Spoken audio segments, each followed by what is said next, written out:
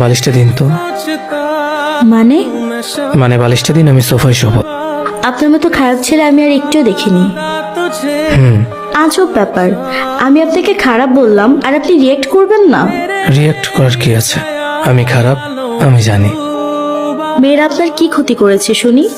কিছু না। কিছু না, তাহলে মেয়েদেরকে অবিশ্বাস করেন কেন? আমার ইচ্ছে। আপনার ইচ্ছে হলেই তো হবে না। নিজের প্রতি নিজের অধিকার মানুষেরই থাকে। থাকে, কিন্তু সেটা একটা ভুল ধারণায় কেন? জানি না। আপনি কি কোনোদিনও আমায় বিশ্বাস করবেন না? আমি আপনাকে অবিশ্বাস করি? বিশ্বাসও তো করেন না। অবিশ্বাসও করি না, বিশ্বাসও করি না।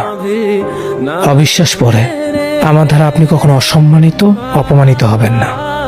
আর ভালোবাসা, সেটা তো বিশ্বাস ছাড়া পূর্ণতা পায় না।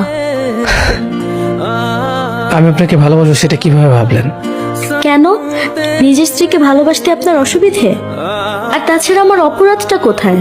বিয়ের আগে আমি আপনাকে বলেছিলাম না আমি আপনাকে ভালোবাসতে পারবো না? বলেছিলেন, কিন্তু তাহলে আমার অপরাধ কোথায়? আপনি তো ভাঙা